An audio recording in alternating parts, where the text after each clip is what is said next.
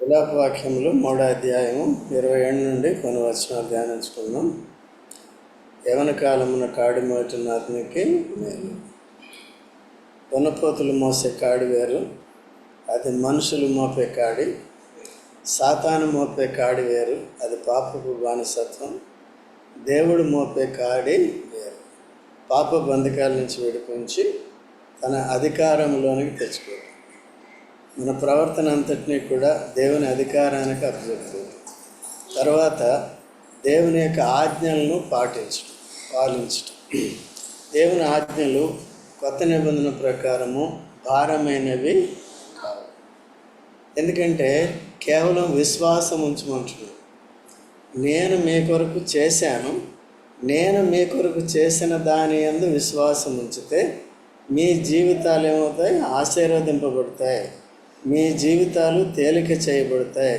మీ భారాలన్నీ నేను భరిస్తాను అని చెప్తున్నారు. అయితే సరైన విశ్వాసం లేనప్పుడు ఏమవుతుందంటే మన భారాన్ని ఇంకా మనమే భరిస్తూ ఉంటాం. యేసుక్రీస్తు ప్రభు ఏమని చెప్పాడు? ప్రయాసపడి భారం మోచున్న సమస్తమైన వారులారా ఎదుటని నేను. యేసుక్రీస్తు ప్రభు మన పాప భారం అంతా సెలవులో తానే భరించి, పాపపు శిక్ష మరణాన్ని భరించి, రక్తము కార్చి మరణాన్ని జయించి, యేసుక్రీస్తు ప్రభు మరణ పునరుద్ధానాల్లో విశ్వాసం ఉంచి రక్షకుడిగా ప్రభుగా అంగీకరించి ఆయన అధికారంలోనికి వచ్చిన మనము ఆయన మాటలను నమ్మి వాటి ప్రకారం లోకంలో విశ్వాసం ఉంచి జీవించినప్పుడు ఇప్పుడు మన మీద పాపభారం అనేది ఉండదు. పాపభారం అనేది ఉండదు.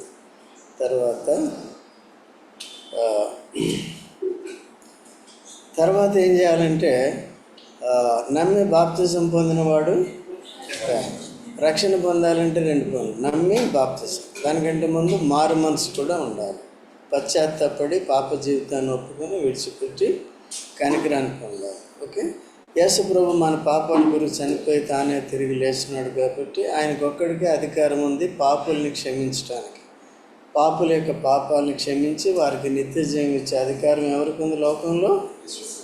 దేవుళ్ళు అనబడిన వారు అనేక మంది ఉన్నప్పటికీ యేసు ప్రభులోనే వాళ్ళ పాపం పరిహారం అయింది. యేసుక్రీస్తునందులో విశ్వాసం ద్వారానే పాప పరిహారము, పాప క్షమాపణ నరులు కలుగుతుంది. ఏ ఇతర నామములో మనిషికి రక్షణ లేదు. అట్లా మారు మనసు, రక్షణార్థమైన విశ్వాసము, 3వది బాప్తిజం తీసుకునే ద్వారా యేసు ప్రభు యొక్క కాడి కిందికి వస్తాం. అంటే దేవుని యొక్క అధికారం కిందికి మనం వస్తాం. వచ్చిన తర్వాత దేవుని యొక్క ఆజ్ఞలు ఏంటి? పాటించాలి. ఇంకోటి ఏంటంటే మానవుడికి ఉండే ప్రధానమైన సమస్య ఏంటంటే ఈ లోకంలో జీవించే జీవితకాలం అంతయు మనకేమంటే చింతలు ఉంటాయి. చింతలు ఉంటాయి.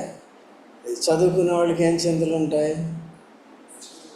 చదువు చింత, మార్కులు ఎన్ని వస్తాయో, నేను సిద్ధపడిన దానికి ఆ ప్రశ్నలు వస్తాయో, అంత ఏదో చింత కదండి.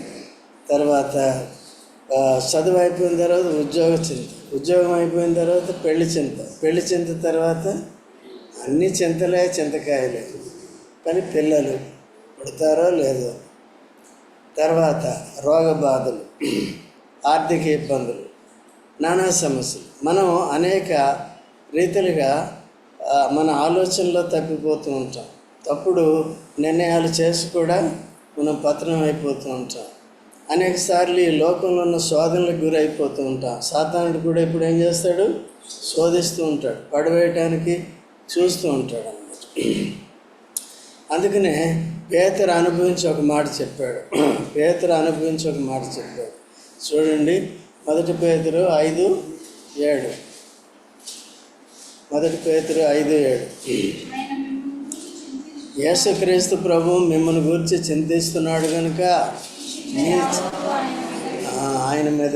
ఎందుకంటే మనం చింతించినప్పుడు సాతానుడు మింగేస్తాడు అన్నమాట. దేవుడు మీ చింతల్ని తీర్చడు, మీకు ఇంకా శ్రమలు ఎక్కువైపోతాయి అని చెప్తాడు. అట్లా లేదు. మన చింతలన్నిటిని ఎవరు తీరుస్తారు? మనం ఏంటంటే ఏ సమస్య వచ్చినప్పటికీ, ఏ బాధ వచ్చినప్పటికీ, ఏ వేదన వచ్చినప్పటికీ కూడా ప్రభువుకు చెప్పుకోవాలి. తప్పకుండా దాని నుంచి ఏం చేస్తాడు? విడిపిస్తాడు. అది ప్రభు యొక్క అధికారంలో ఉండటం అంటే అది. ఏం చేయాలి? ప్రభు అధికారంలోకి రావాలంటే మారు మనసు, యేసు ప్రభు మరణ పునరుద్ధానంలో విశ్వాసం ఉంచటం, బాప్తిసం తీసుకోవటం, సమాజం సంఘంలో క్రమంగా రావటం, అపోస్తల బాధ యందు సహవాసమందు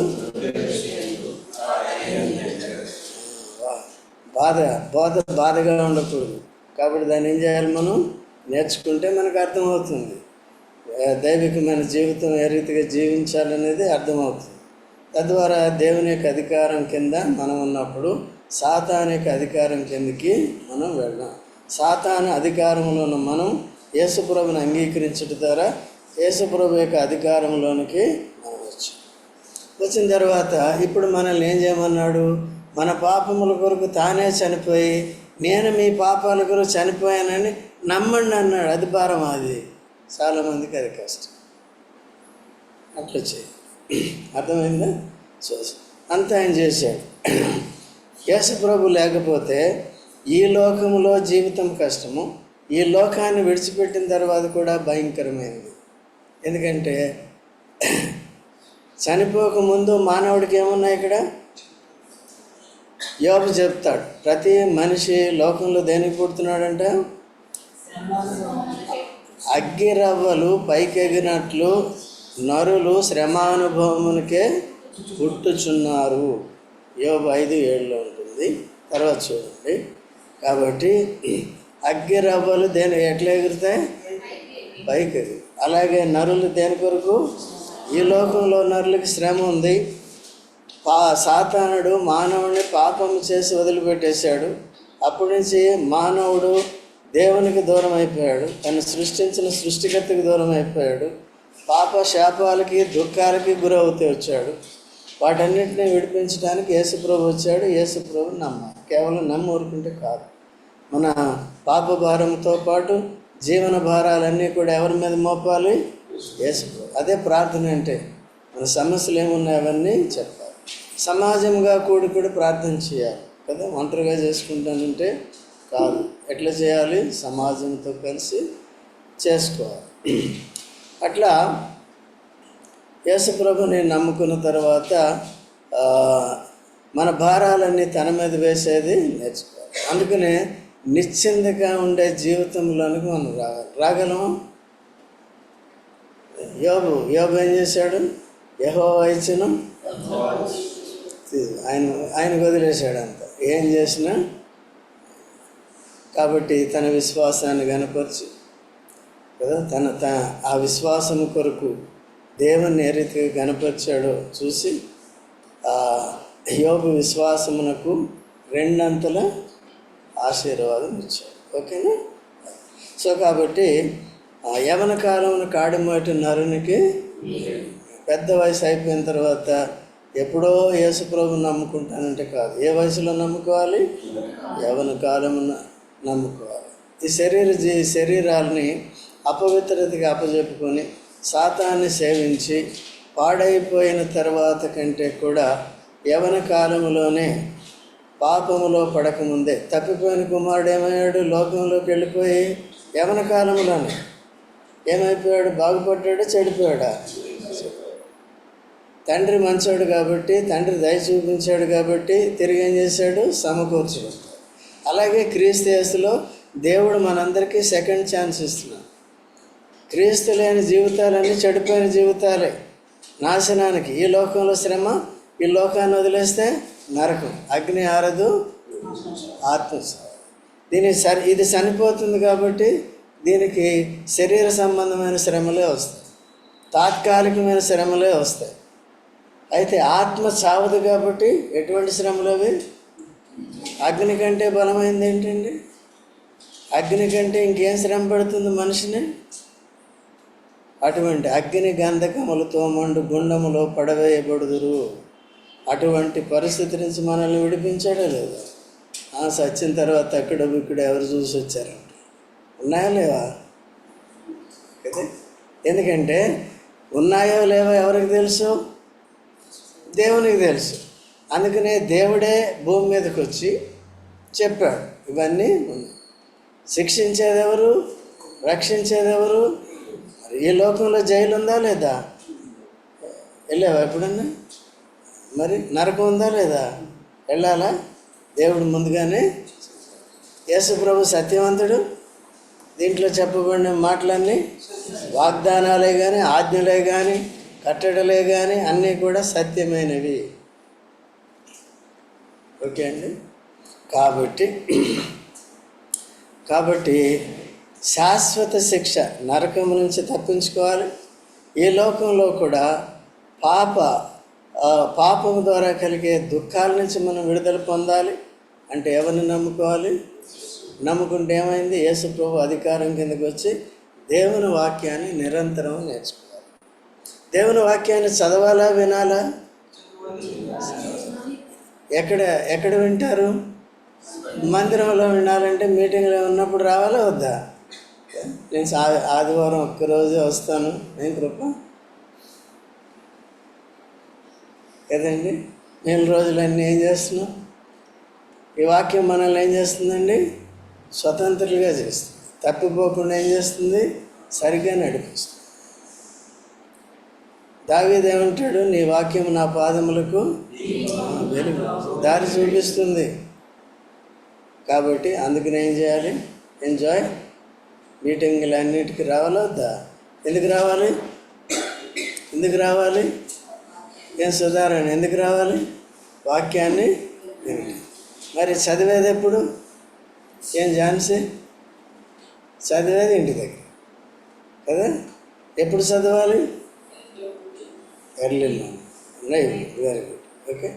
వాక్యం చదవకపోతే భోజనం చేయొద్దు, 2 పూటలు చేయొద్దు. అర్థమైందా? ఫస్ట్ దేనికి పెట్టాలి భోజనం? ఆత్మ భోజనం ఏది? శరీర భోజనం ఏది? మటనో చికెనో మీ ఇష్టం, సంపాదించి వండుకోండి, అది మీరు ఎంతైనా తినండి. కానీ ముందే ఏం చేయాలి? నువ్వు అట్లా చేస్తున్నావు, నేను అట్లాగే చేస్తాను. అర్థమవుతుందండి? అది కాబట్టి ఈ చెప్పేవాళ్ళు కూడా ఏం చేయాలి?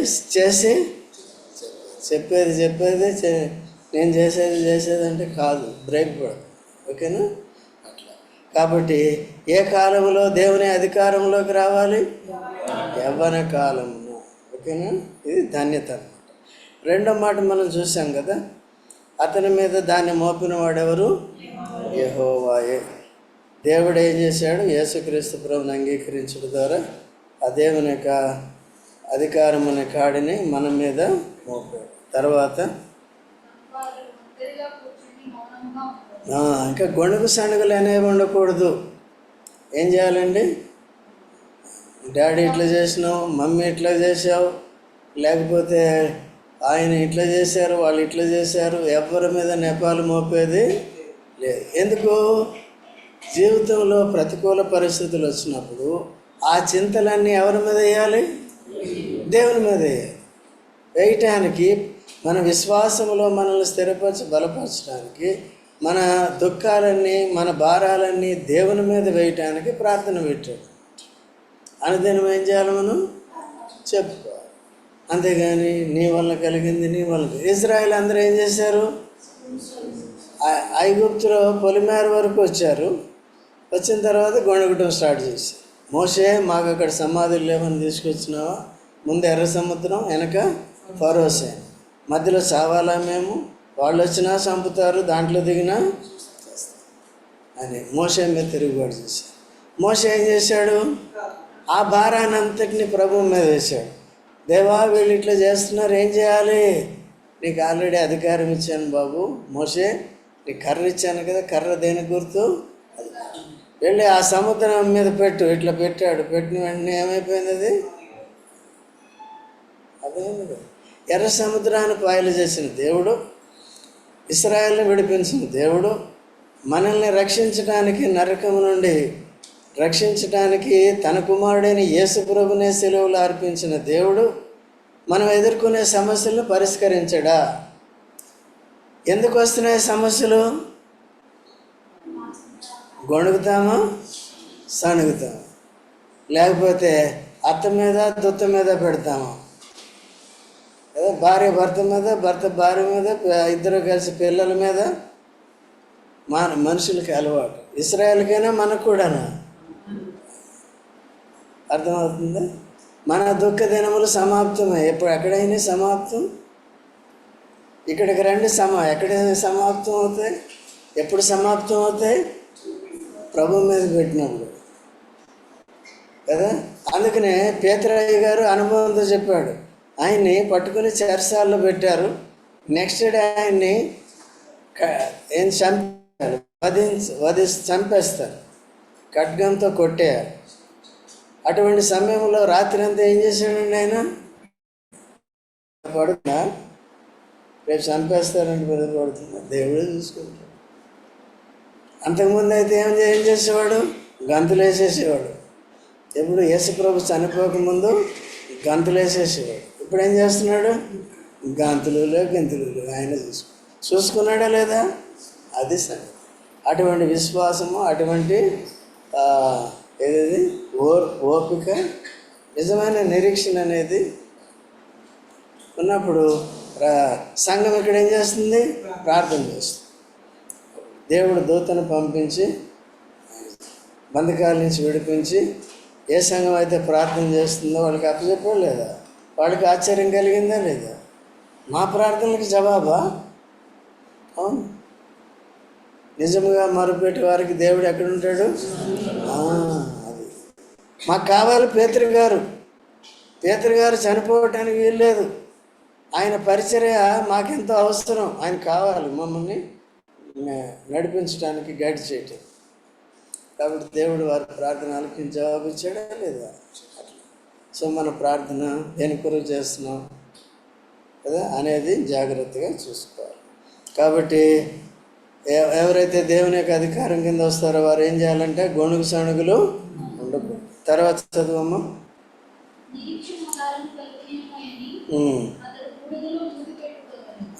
బూడిదలో మౌనంగా ఉండాలి. తర్వాత నేను సంథింగ్ అనుకో, బూడిదలో మూత పెట్టుకోవడం అంటే తగ్గించుకోవడం. ఇప్పుడు తగ్గింపు మాటలు బైబిల్లో ఎవరికి వచ్చినాయి చెప్పండి చూద్దాం. అబ్రహాంకి వచ్చినాయి. అబ్రహాం లోతు గురించి ప్రార్థన చేసేటప్పుడు అబ్రహాం ఏమంటాడు?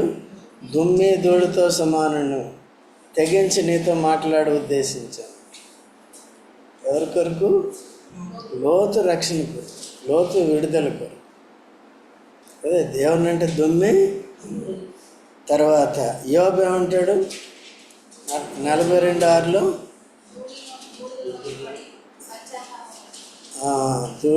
దుమ్ములోనూ ధూళిలోనూ పడి నేనేం చేస్తున్నాను?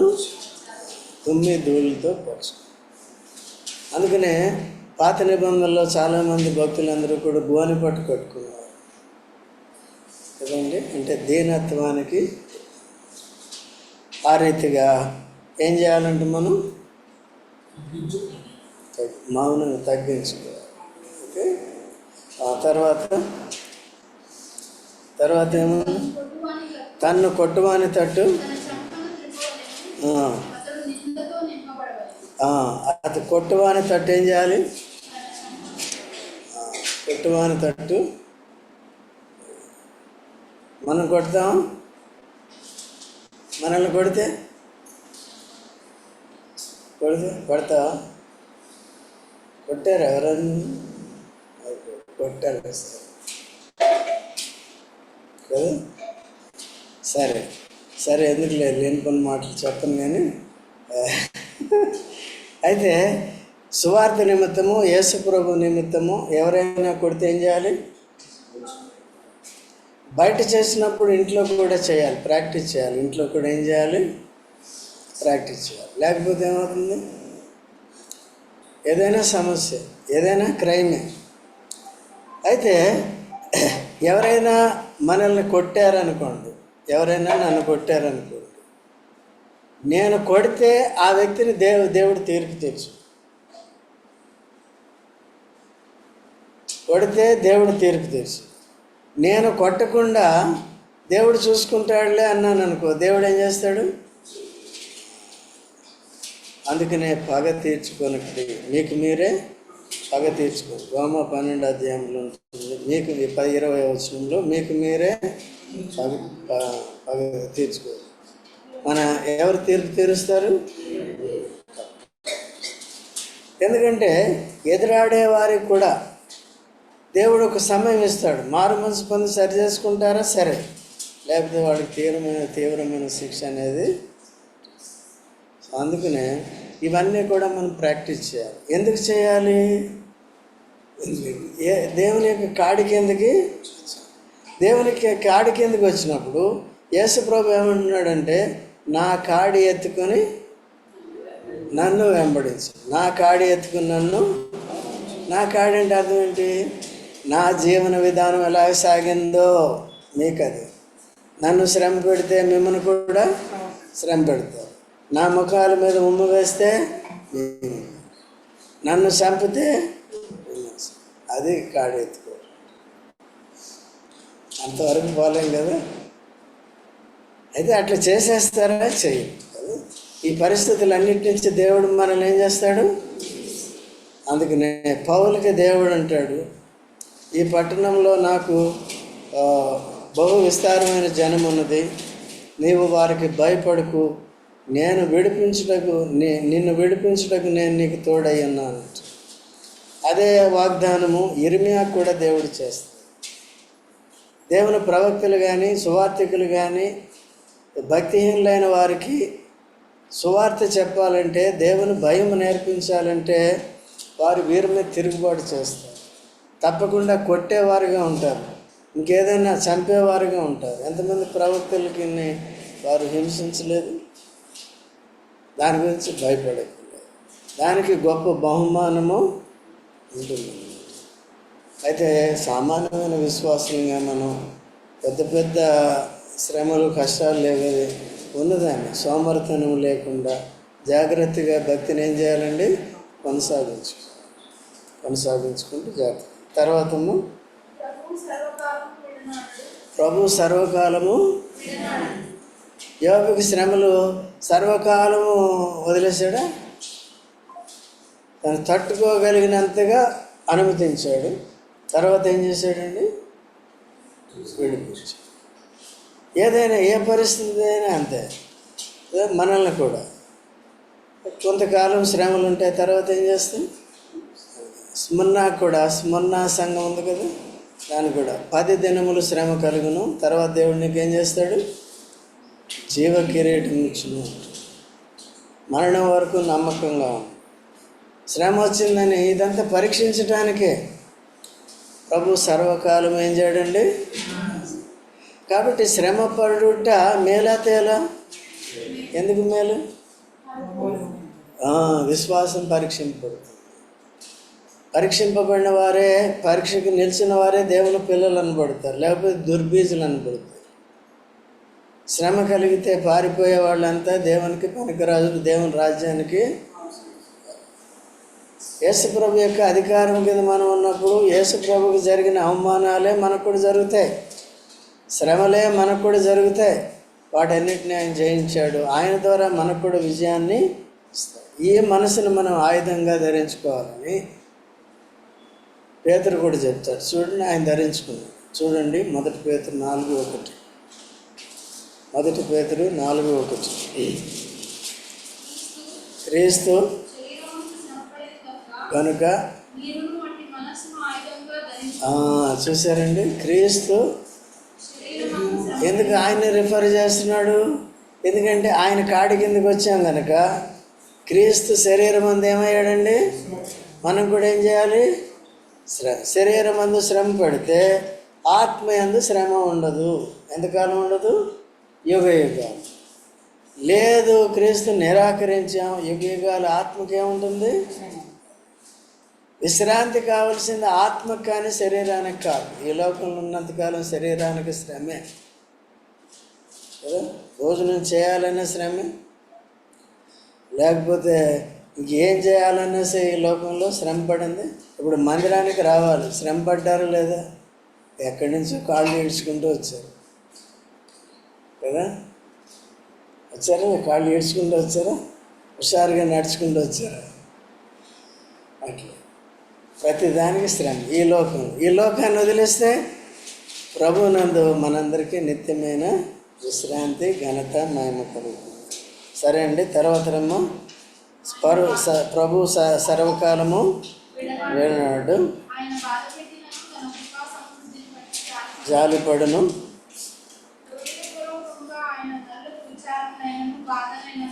కలుగు చేయడు కదా. హృదయపూర్వకంగా ఆయన విచారము కానీ బాధ కానీ కలుగు చేయడు.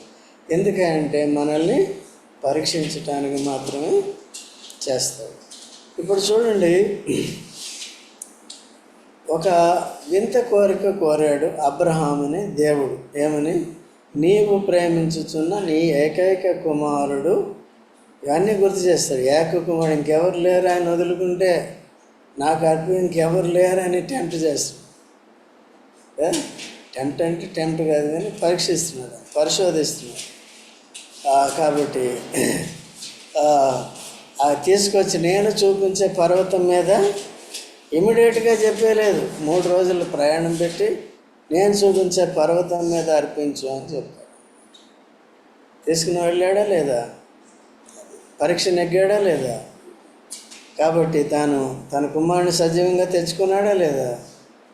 ఈ 3 రోజులు ఏముంటుందండి? మనోవేదన ఉంటుంది.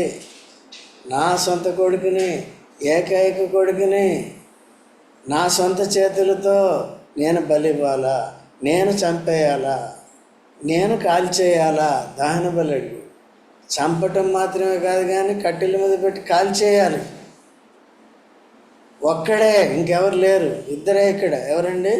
అబ్రహాము, ఇస్సాకు, ఇద్దరే. ఆయన్ని విడిపించాడు. కానీ యేసు ప్రభువును మాత్రం పరలోకపు తండ్రి విడిచిపెట్టలేదు. నీ కొరకు నా కొరకు ఏం చేశాడండి? ఇంత చేస్తే భక్తిని మనం ఇంత తేలిగ్గా తీసుకుంటాం కదా. మనకు అనుకూలం ఉంటే చేస్తాం, లేకపోతే లేదు.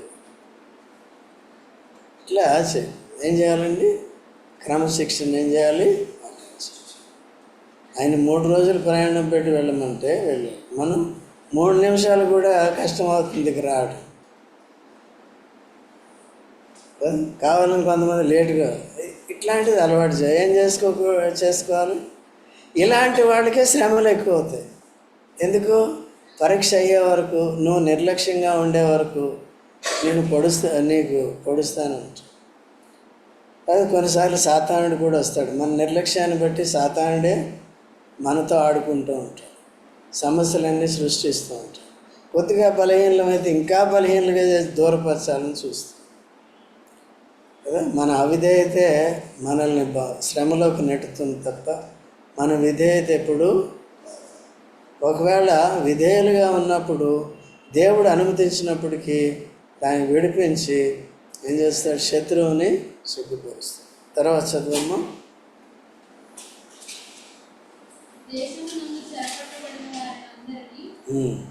చాలమ్మా, చాలు. 33. హృదయపూర్వకంగా నరుల్ని ఆయన ఏం చేయడు? విచారమునైనను బాధ అయినను.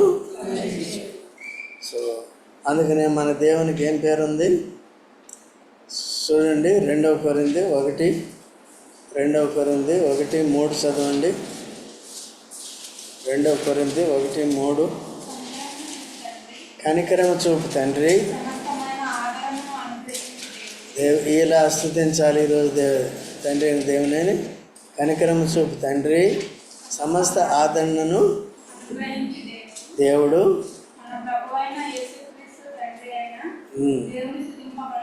దేవుడు స్తుతింపబడునుగాక. నువ్వు చూసి చదువుతున్నా, నేను చూడకుండా చదువు. దేవుడు స్తుతింపను కదా. దేవుడు ఎందుకు స్తుతింపడాలి చెప్పండి? సమస్త కనికరము ఆదరణ కలుగు చేశాడు. ఆ కిందే పౌలు ఏమంటాడంటే, క్రీస్తునందు మా శ్రమలు ఎలాగ విస్తరించుచున్నాయో అదే స్థాయిలో దేవుని యొక్క ఆదరణ కూడా మా జీవితాల్లో విస్తరించుచుంది. కేవలం శ్రమతో పాటు ఏం చేస్తాడు? ఆదరణ కూడా. క్రీస్తు కొరకు మనమే తప్పులు చేసి సొంత పనులు చేసుకుని శరీర జీవితం కొరకు కష్టపడిపోతున్నాను, శ్రమ పడిపోతున్నాను, నేను ఒంటరిగా చేసుకుంటున్నాను, ఇదంతా వేస్ట్ అయ్యింది. నువ్వు దేని కొరకు కష్టపడుతున్నావు? నీ కొరకు రెక్కాడింది డొక్కాడుతుందా? ఎవరు పెడతారు నీకు? ఒక్కొక్కరు తాటి చెట్టులాగా ఉన్నారు. పని చేసుకోవద్దా? వద్దా? నేను పని చేసేసుకుంటున్నాను. ఇంకెవరు చేస్తారు నీకు? నీ కుటుంబాన్ని ఎవరు పోషించాలి? నువ్వే పోషించుకోవాలి కదా. అటువాడు అలా చేతకానోడైతే ఏంటంటే 1 తిమోతి 5:8 తీనవసరం లేదు, అవిశ్వాసి కంటే చెడ్డవాడు. ఈ రోజుల్లో అంతా ఈ భౌతిక జీవితం, ఈ సాక్ష్యాలు ఎక్కువైపోయినాయి. కానీ ఆత్మీయంగా పౌలు చెప్పినట్టుగా నేను క్రీస్తు కొరకు శ్రమ పట్టాను, బ్రతుకుడి క్రీస్తే చావైతే లాభం, ఈ మాటలు లేవు. ఏం మాటలు? పొద్దున్న లేచి ఏదో కష్టపడిపోతున్నాను, 500 సంపాదిస్తున్నాను, 1000 రూపాయలు అవన్నీ పక్కన పెట్టి దేవుని సేవగా టైం ఏం చేయాలి? ఇచ్చి అట్లా మనం చేయాలి. ఓకేనండి. కాబట్టి మన దేవుడు ఎటువంటి వాడు? సమస్త ఆదరణకు కనికరం చూపు, నరులకు హృదయపూర్వకంగా ఆయన విచారమునైనను బాధనైనను చేయవాడు. నమ్ముతారా? మీ జీవితాలు, మన జీవితాల అనుభవం ఉందా లేదా? ఉందా లేదా? సో ఆరాధనలోకి వెళ్దాం.